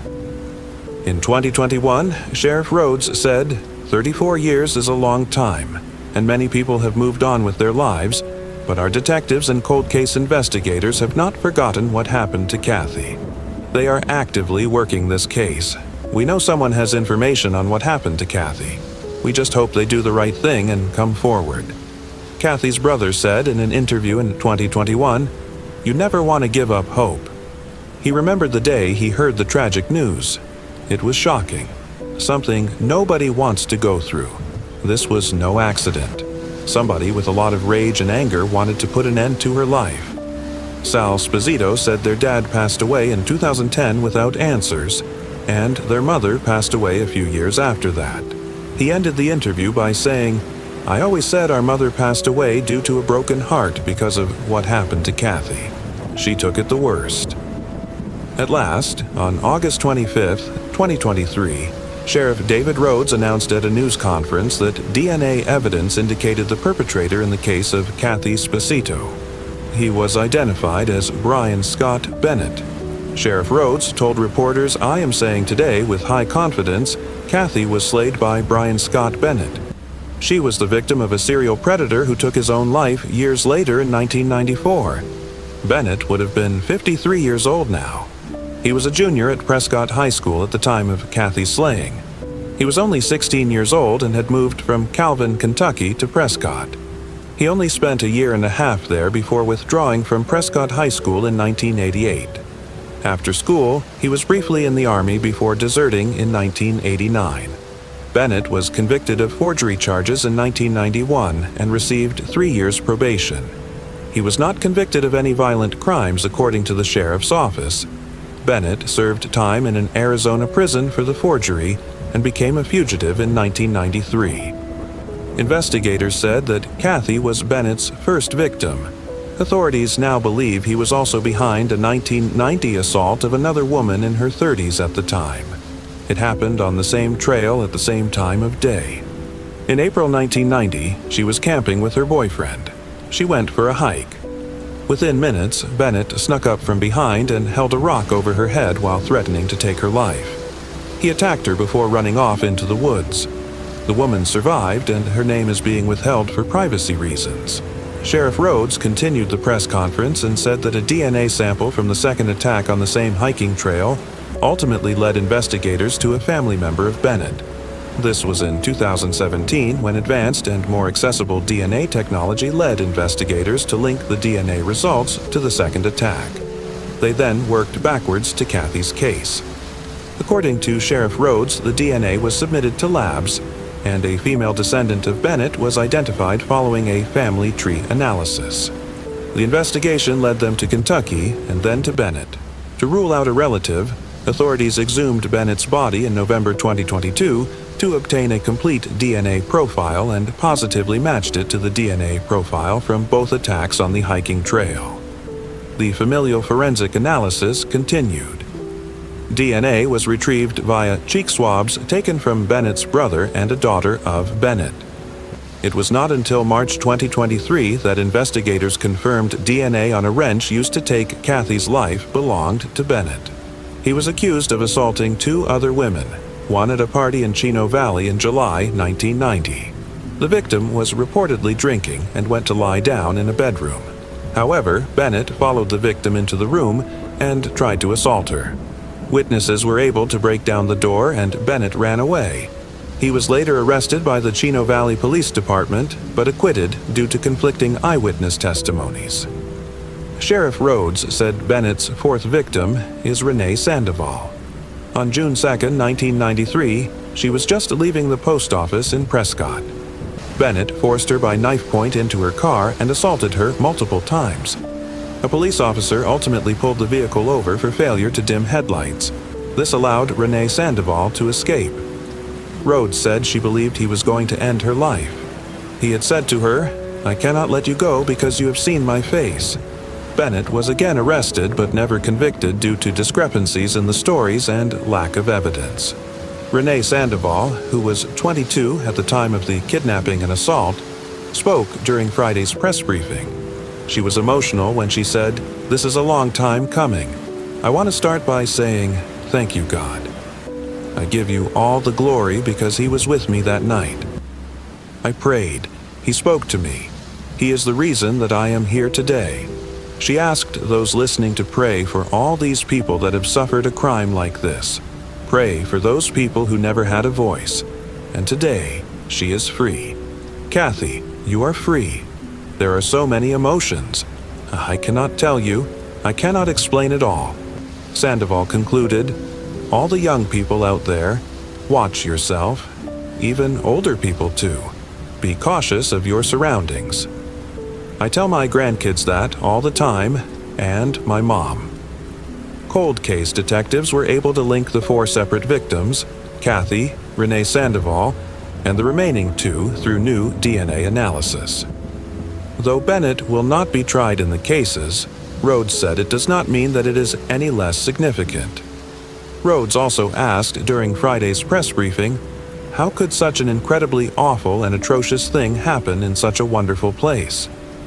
By releasing this news, authorities hoped to determine whether there were other victims in addition to Kathy and the 3 other women. Rhodes said investigators believe there may be more than 4 victims linked to the suspect. He continued, "What we know of serious violent predators like this is that it is very unlikely, given the frequency in which he was willing to act, that these are the only 4 cases that exist." Sheriff Rhodes also said, "The other role here is exactly what happened is that we are giving voice back to the survivors. You are providing the survivors with answers. You are providing the community with answers." 4 ladies received closure, peace, or validation today because to the efforts of devoted volunteers, countless detectives, and numerous partners who donated their time and hearts to crack these cold cases. Phil Good, the mayor of Prescott, who was present at the news presentation, stated that direct and familial DNA advancements enable closure for all parties involved in cold cases, including Kathy Sposito. Now that you have access to such information, you have a decent possibility of receiving a knock on your door indicating that justice has been done. Moving on to the next case. Ethan Khalil Patz. On October 9, 1972, Julie and Standy Patz welcomed Ethan Khalil Patz into the world in Manhattan, New York. He was the child in the middle. He had a younger brother and an older sister. Ethan and his family resided in Lower Manhattan's Soho district at the time of his abduction. South of Houston Street is referred to as Soho, a name that was first used by renowned developer Chester Rapkin in 1962. Today, south of Houston Street is famous for its boutiques, art galleries, and loft living spaces. Famous celebrities like Dakota Fanning, Alicia Keys, Daniel Craig, John Legend, Justin Timberlake, and Samuel L. Jackson are known to reside or have resided there. The neighborhood might be safe for habitation now, but it wasn't always like that in the 1970s. It was much rougher. The overall appearance of New York City was substantially different back then than it is today. The city had been tainted by a financial crisis from which many believed it would never fully recover. There were high unemployment rates, a significant flight to the suburbs, and attacks on the subway. Times Square was known for its prostitutes and pimps, and Central Park was feared for robbery and rape. Abandoned buildings were occupied by drug dealers and the homeless. Tourists were not left out of attacks and robbery back then. The Council of Public Safety, the city of Minneapolis, firefighters, and other unions published a pamphlet titled "Welcome to Fear City," with a large skull on the cover. The pamphlet advised tourists not to go outside after 6 o'clock, not go out of Midtown. They must make a taxi call before leaving their hotels. They should never take a subway ride, and they should leave no belongings in the hotel safe. At the time, when a visitor or tourist come to New York and see such pamphlet, they would undoubtedly turn around and leave. Consider what Eaton Pat's neighborhood may have looked like then. Boarded up buildings, shadowy alleys, no security cameras, and no cell phones. The morning of May 25, 1979, which appeared to have been a Friday, the final day of school before the Memorial Day holiday, was a chaotic one in the Patz household. Julie Patz, Eaton's mother, who operated a daycare in their home, had her hands full that morning. She had 22-year-olds to care for her younger son and another kid who had spent the night. Also, Eaton's older sister had resisted getting out of bed. Eaton, on the other hand, woke up with a positive energy and was eager to start his day. According to Julie Patz, Eaton had been attempting to be more independent, and in the midst of the chaos that morning, He saw an opportunity. He told his mom to allow him walk to school by himself. His mom recalled he pleaded, saying, "It's fine. Mom, I can do it." With some hesitation, Julie accepted. He then crammed his favorite toy cars into his tote bag, which was given to him by a friend's mother. Before leaving home, Eaton donned his favorite headgear, an Eastern Airlines cap. After which his mother led him outside. He reportedly left with a $1 note in hand because he intended to get a soda on the way to school. It was the last time Julie, his mother, saw him. When Eaton didn't return home that afternoon, she called around and discovered he hadn't made it to his bus or school. Julie claimed that she was shocked when she learned that Eitan was missing. "My legs started giving out," she said. Soon, the Patz family house had been transformed into a command post where the press, volunteers, and police investigators had gathered. Eaton's photograph was extensively publicized, appearing on television newscasts and the front pages of the city's newspapers. The city was covered in missing posters that featured an image of his hair poking out from under a cap. He was reportedly the first missing kid to appear on a milk container. The way he vanished, the ensuing search, and the anxiety it caused engulfed Lower Manhattan. Residents recalled police officers going from door to door, showing his photos and questioning people about where he could possibly be. Eaton's disappearance caused a huge stir even outside his neighborhood. President Ronald Reagan declared May 25th, the day of his disappearance, to be National Missing Children's Day, and the National Center for Missing and Exploited Children was founded in 1984, in part as a result of his disappearance. His case received a lot of attention, but there were no solutions. Numerous theories were put up, and a number of suspects came to light, including Jose Ramos, a man who had been convicted of abusing children and who the police had been hunting for years. Jose Ramos was romantically involved with a woman who had once been hired to accompany Eitan home from school. As time went on, investigation refocused interest. Officials had searched the basement of a Lower Manhattan building for 8 hours in the year 2000. That building was where Ramos had previously resided. Investigators discovered pieces of bones, but it turned out that they belonged to animals. In the year 2012, after authorities discovered that a man by the name of Othniel Miller had laid a concrete floor soon after Eaton vanished, they launched a search and dug up his workshop. Othniel Miller was a handyman who reportedly knew Eaton Patz. Eaton often visited him at his workshop. In fact, the $1 note that Eaton carried the morning he was last seen was given to him by Othniel Miller. However, the search, which sparked a fresh round of news media attention, failed to find Eaton's remains. But after a few weeks passed, a guy from New Jersey named Josie Lopez got in touch with the authorities and said that he thought his brother-in-law, Pedro Hernandez, might have something to do with Eaton Park's abduction. Back then, on May 25, 1979, Pedro Hernandez was an 18-year-old high school dropout who had recently relocated to Manhattan from Camden, New Jersey. He worked as a stock clerk in a bodega near Eaton Patz bus stop on West Broadway and Prince Street. Shortly after Eaton vanished, perhaps within days, Pedro Hernandez went back to New Jersey and took a job in a clothing factory there. Not long, he suddenly began telling people that he had killed a child in New York City. At a spiritual retreat, he confided in an elder from his church group and confessed before a prayer group, breaking down in tears. He also confessed to his previous wife before they got married.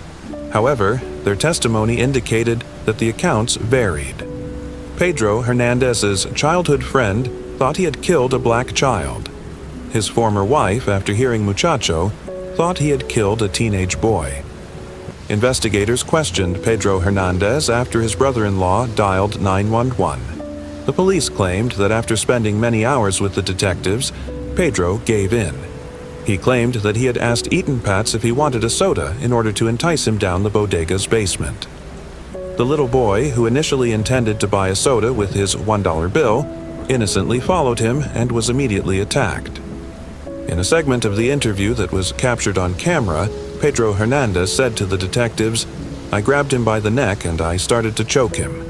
He refrained from claiming that he had killed Eitan. explaining that the little boy was still alive when he had placed him in a plastic bag and then placed the bag inside of a box, which he then discarded about a block away. Pedro Hernandez's words have served as the foundation of the prosecution's case against him. Prosecutors have had little to work with in the absence of Eaton's remains or any crime scene from which they could gather evidence. In addition to presenting the testimony of the investigators and the people he had confessed to decades before, they also played video recordings of the interviews Pedro Hernandez made to the police shortly before his arrest. The main focus of Pedro Hernandez's defense has been to cast doubt on his credibility. His attorneys contend that 56-year-old Pedro Hernandez has low intelligence as well as a personality condition that impairs his ability to discriminate between truth and fiction. Therefore, they claim, just because he admitted to what he thought he had done does not indicate he actually did it. Becky Hernandez, Pedro Hernandez's youngest child, testified about her father's strange conduct, including his claims of seeing angels and devils watering a dead tree limb to make it grow, and how she would catch him talking to himself. The defense, however, claimed that the initial suspect, Jose Ramos, the child molester, who had been found guilty, had the chance and the incentive to have been accountable for Et and Pat's disappearance.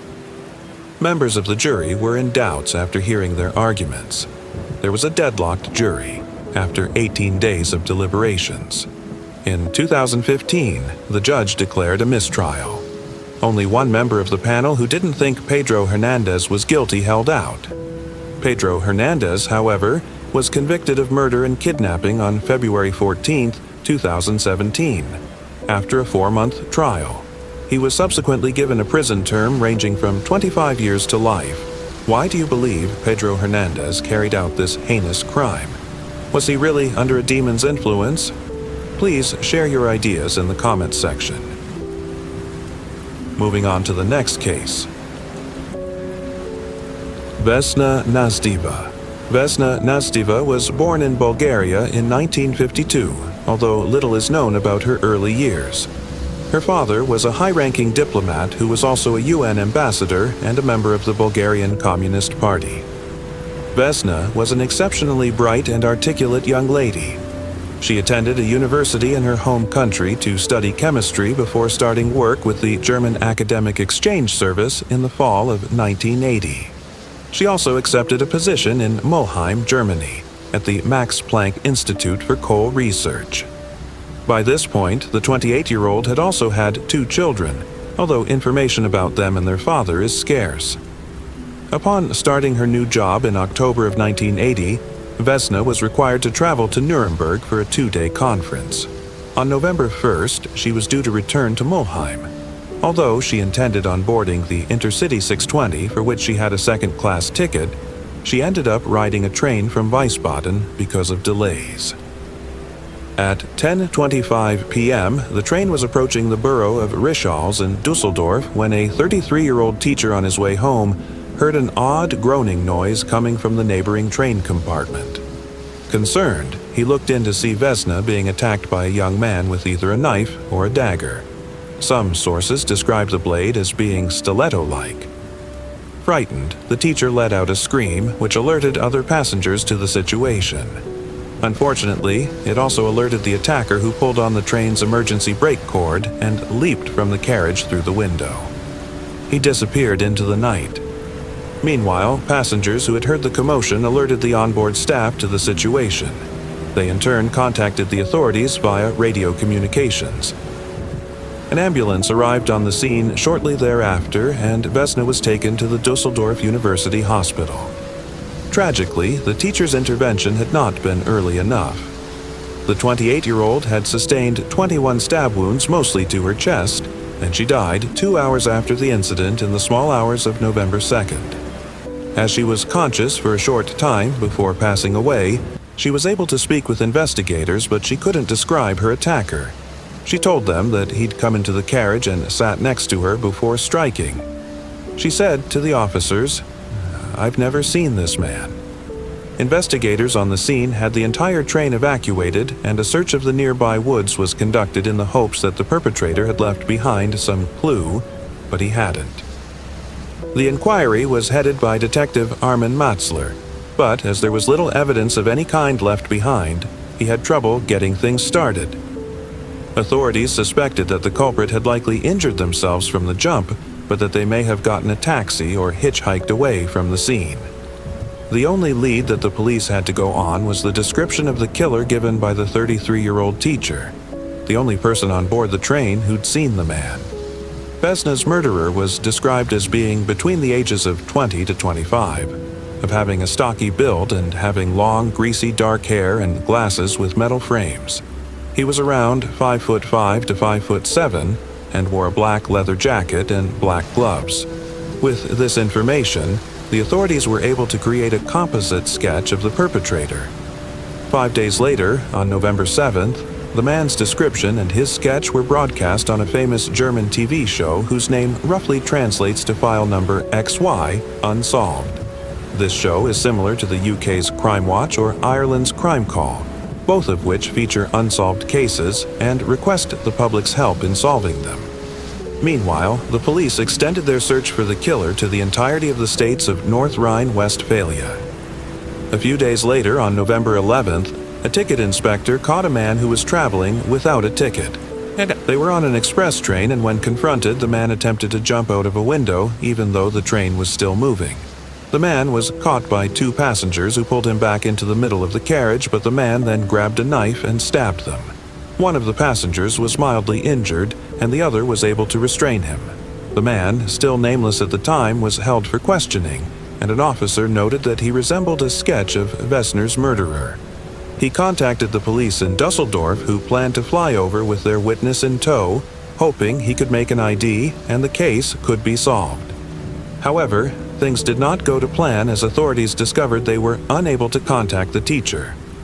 It turned out that he'd gone hunting for a week unbeknownst to the police. While they tracked him down, the suspect in Vesna's case was transferred to Würzburg. Here, the man was identified as an Italian native named publicly as Duilio S. After the police arrived with the teacher, he confirmed that he was 70% sure that this was the man who'd slain Vesna.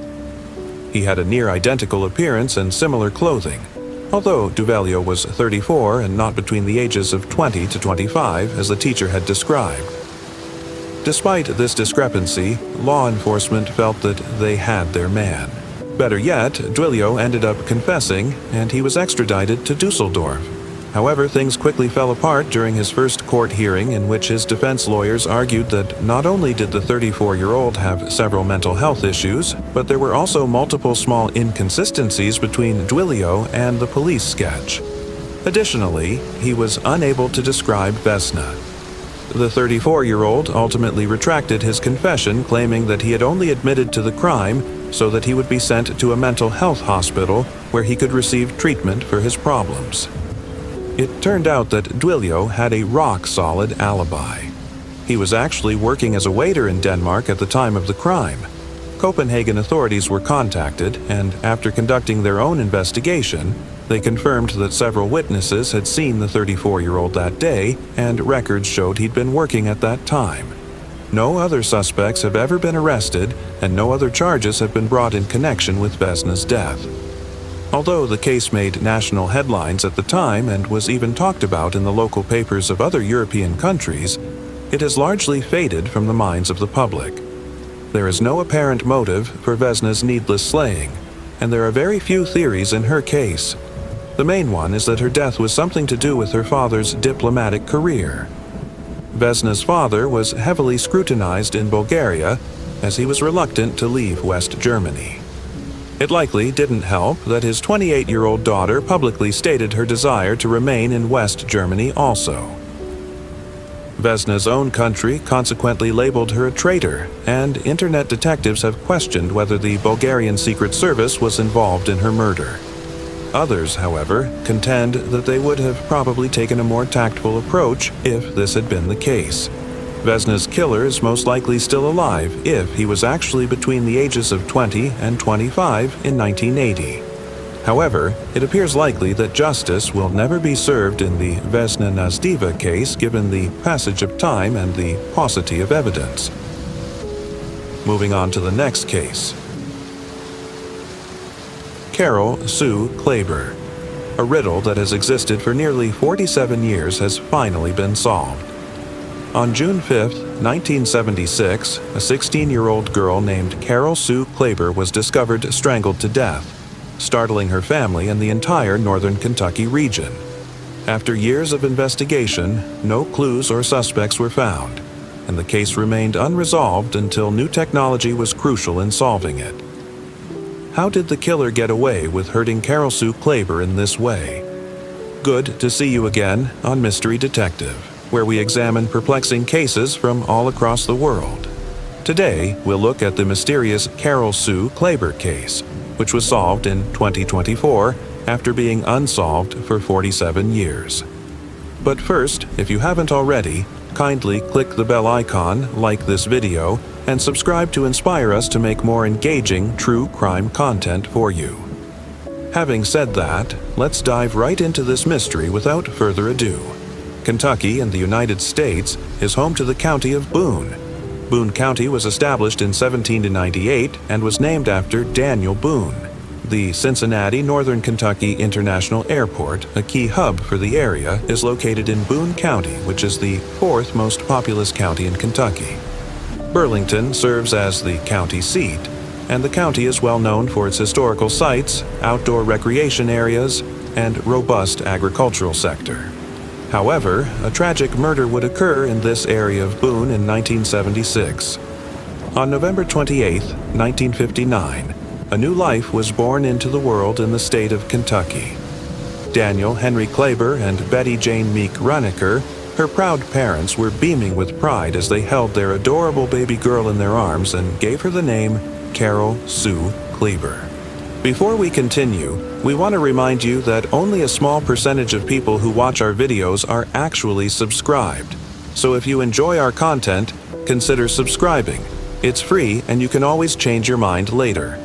Now, let's move on with the video. Thomas Klaber, her older brother, watched on in wonder, excited to welcome his new sister into the family. Carol was incredibly funny. She had a great deal of empathy for those who were less fortunate and was surprisingly modest for a teenager. At the age of 16, she volunteered at St. Charles Nursing Home. In her younger years, Carol had also been a Brownie and a Girl Scout. She loved to sew, cook, play records, and listen to music constantly. She began taking piano lessons when she was 5 years old. Carol was chosen by her piano teacher, Hattie Schatzman, to represent her students at the Ohio Music Teacher Association, while she was also learning how to play the violin. She had performed 2 times at the Taft Museum. She was a beloved member of the Dixie Heights High School String Ensemble. Thanks to her love of music and natural talent, and her classmates were drawn to her outgoing and kind nature. Sadly, her family, friends, and teachers won't be able to see much of her talents anymore, as a tragedy soon befell Carol. On June 5, 1976, as the sun rose and shined brightly over the Kentucky town of Union, Dr. Gaines Huey, a respected Walton dentist who was ready to attend to his patients' dental needs, left his home early in the morning as the neighborhood's residents started their days as usual. As Dr. Gaines traveled down Chamber Road, he noticed something unusual at the road's edge. He soon stopped his car out of curiosity and moved toward the thing. It wasn't until he was close enough that he realized what he had discovered. There was a body lying eerily still next to a culvert that served as a rainwater drainage pipe. Dr. Gaines, who was in a state of shock, immediately dialed the Kentucky State Police with trembling hands. Jan Wushner just so happened to be working that day. Jan Wushner, an experienced detective who had previously worked for the Boone County Sheriff's Department, hurried to the scene in order to solve the mystery surrounding the dead body that was lying by the roadside. Around 7:15 a.m., detectives from the Walton State Police Department arrived at the crime scene. With a keen eye for detail, their eyes swept the area where the body was. The detective started their investigation after spotting the obvious indications of a struggle. Broken twigs and trampled grass suggested a violent altercation between the victim and her attacker. After being viciously attacked, the victim, who was a female, was strangled to death. As their sense of dread increased, The investigators grimly realized that this was a murder rather than a random act of violence. Despite their best efforts and their determination to search every possible angle in their pursuit of justice, the investigators were unable to uncover any tangible evidence at the crime scene. They then settled to look for information on the victim's body. Her body was taken to the county medical examiner's office so that a thorough autopsy could be performed. The medical examiner meticulously performed an autopsy, searching every square inch of the victim's body for clues.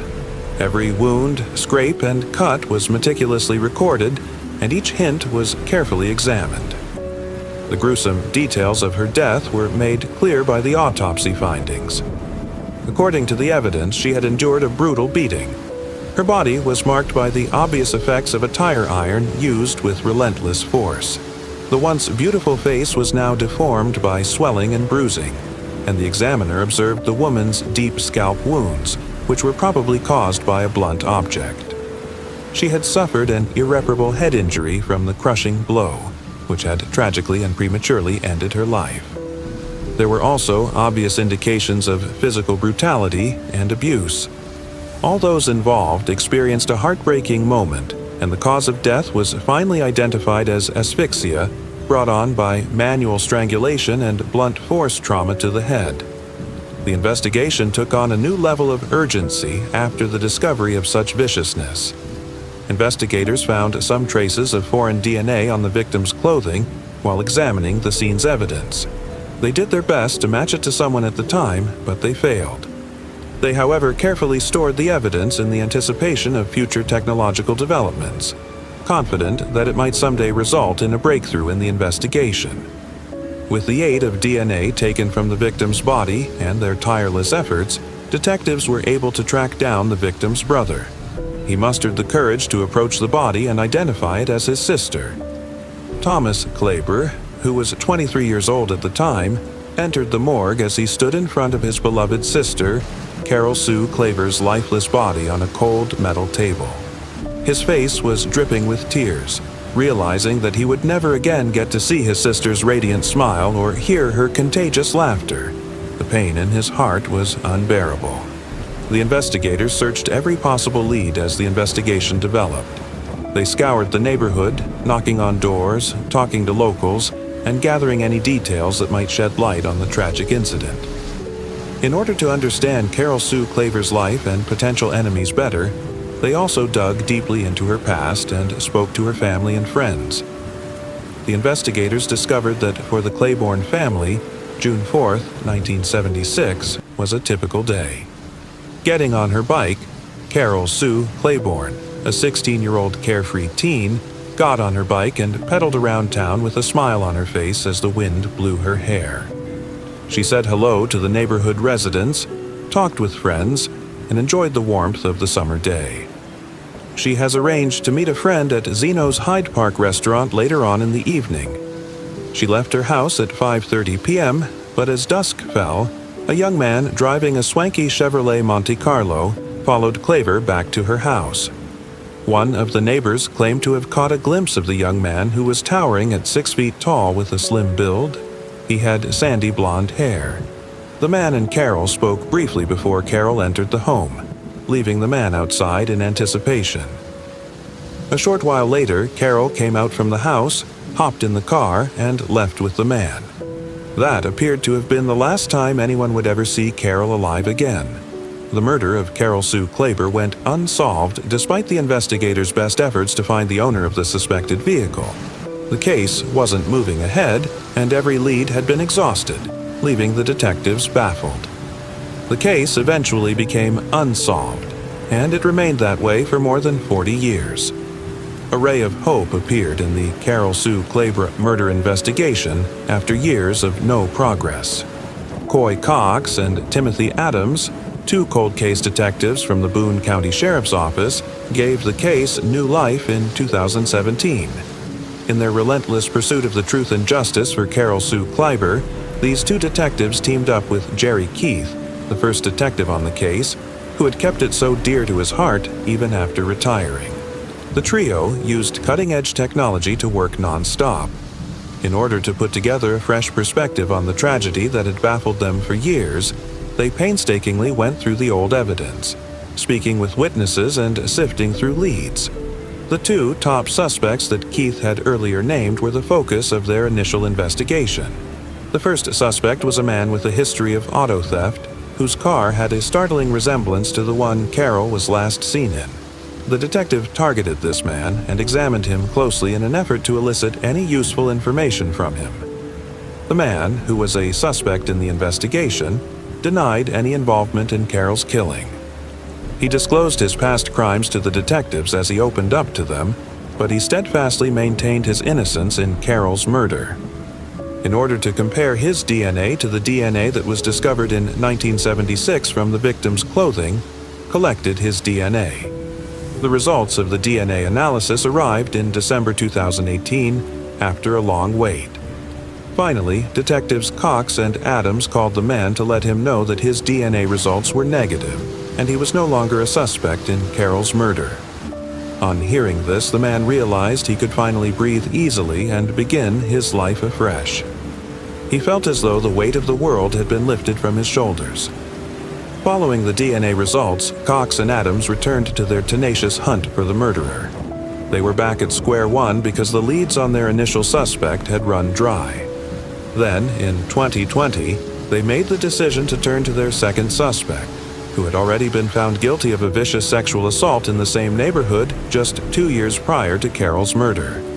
In 2020, he was 77 years old and went by the name Michael Dean Tate.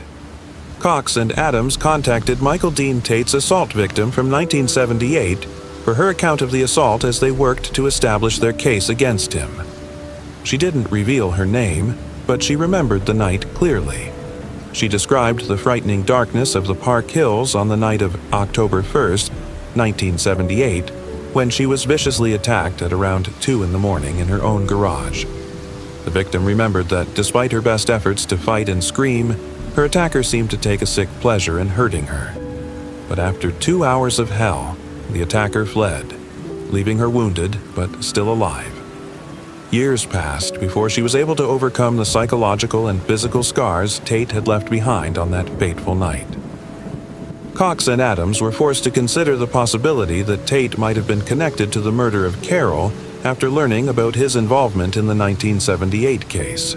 The detectives considered Tate as a prime suspect in Carol's murder case because he frequently traveled to the area for work in the 1970s-1980s. Tate nevertheless maintained his innocence and denied any involvement in Carol's death despite the detectives' evidence against him. The detectives had hoped that their investigation would eventually point them in the direction of the offender. Their hopes were quickly dashed, though, when Tate's DNA was not found as a match to the DNA at the crime scene. Tate was also living in Cincinnati in 1976, according to court records, which ruled out his involvement in the crime. The detectives wondered if they would ever be able to solve this long-running case, which had lain dormant for nearly 50 years. The case remained unsolved until the Boone County Sheriff's Office contacted Othram Lab on September 17, 2022, because of their expertise in genetic genealogy. The Kentucky State Police Central Forensic Center sent a DNA sample from the 1976 crime scene to Othram Labs with funding from the Season of Justice. A team of expert scientists in Othram was able to create a complete DNA profile for the real suspect using advanced forensic-grade genome sequencing. With the aid of advanced technology, they were able to access priceless genetic data that had been kept secret for many years. Based on the comprehensive DNA profile they had created, the forensic genetic genealogy experts at Othram Labs used genealogy to generate leads for investigations. In a startling turn of events, Othram Labs provided a response on November 25, 2022, less than 2 months after receiving the DNA samples. By examining the genetic data left by the murderer, they identified a link to a man named Thomas W. Dunaway, who had passed away in 1990 at the age of 33. More research revealed that Dunaway had a son, but the boy had never met his father. The investigators made the trip to meet with Thomas Dunaway's son, whose identity was kept secret. in order to collect DNA samples for comparison. The outcomes of these significant laboratory examinations would hold the key to unlocking the mystery that had long eluded law enforcement. Detectives meticulously gathered the required samples with a desire to learn the truth and a firm commitment to justice. In January 2023, the case's lengthy investigation came to a conclusion. After nearly 47 years, Carol Sue Klaver and her family received justice when Dunaway's son's DNA partially matched the traces of DNA they had discovered on Carol's body years earlier. This was made possible by the use of cutting-edge technology and the detectives' dogged determination for justice.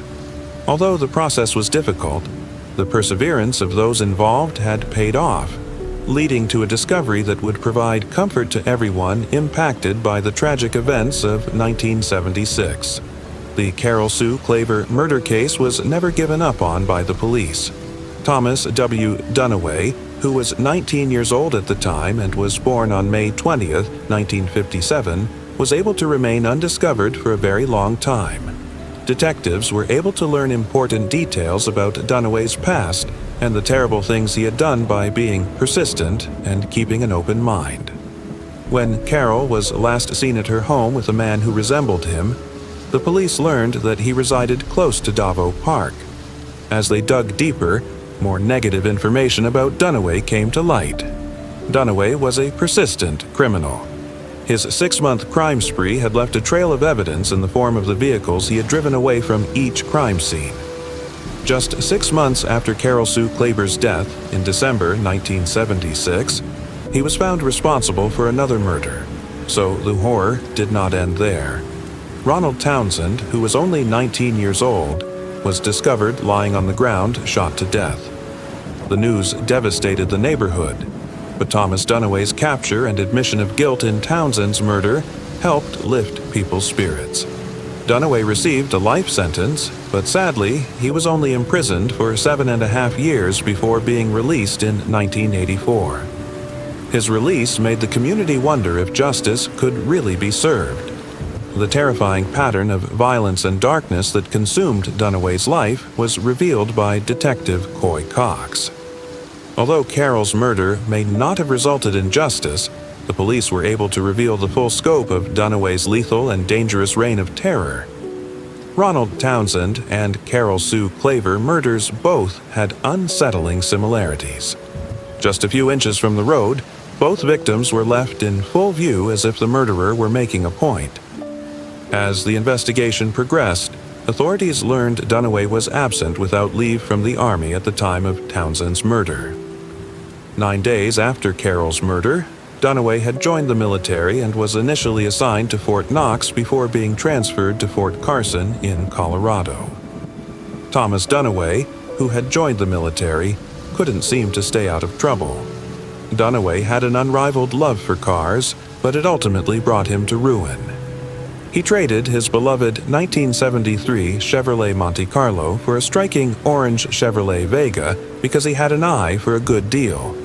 He had no idea, though, that the detectives looking into the murder of Ronald Townsend would be drawn specifically to this flashy car.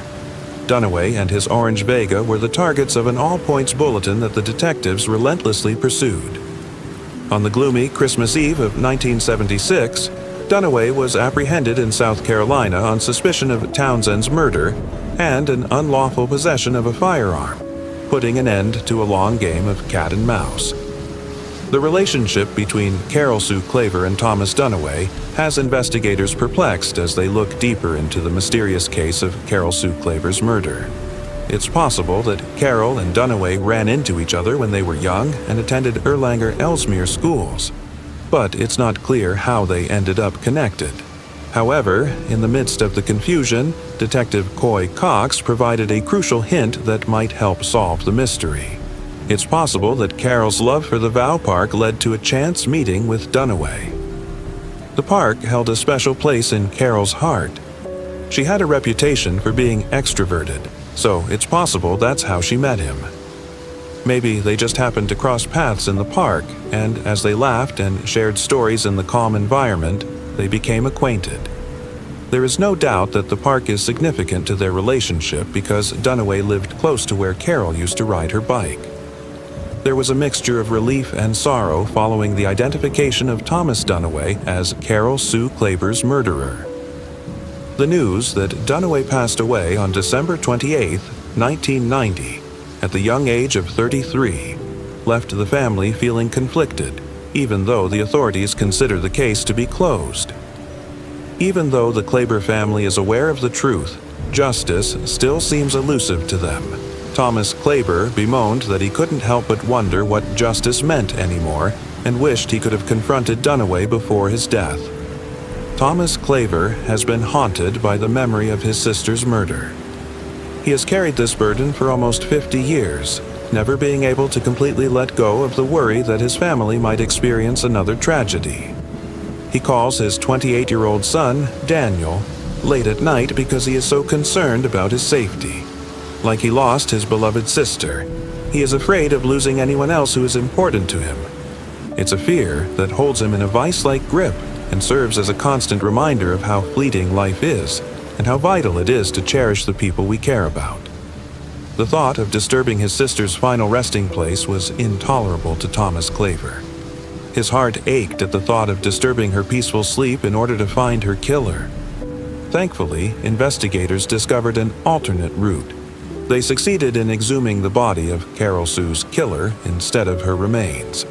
The fact that his sister can finally find peace and the small victories are what matter most to Thomas. The recent court order for Detective Cox to exhume Dunaway's body for DNA testing is proof that his commitment to seeking justice knew no bounds. Detective Cox was prepared to face whatever challenges lie ahead. The procedure of entering the DNA into Cody's may be just the start of a new chapter in the pursuit of justice. After almost 50 years, Carol Sue Klaber received her justice. Although her killer cannot be convicted in a court of law, Lewis Kelly, the Commonwealth's attorney for Boone County, has proclaimed the matter closed. As he described the bittersweet experience of informing Carol's brother that the murderer had been apprehended after all these years, Detective Cox's eyes filled with tears. The satisfaction that comes from knowing the truth offers some comfort in the wake of such a catastrophe, despite the reality that the past cannot be altered. Detective Coy Cox and his crew have finally solved the murder mystery of Carol Sue Klaber after 46 years by identifying Thomas W. Dunaway as the culprit. Regardless matter the amount of time that may pass, this case shows how dedicated law enforcement is to pursuing justice for victims and their families. What are your thoughts on this case? Share your opinions in the comments section below. Thanks for watching.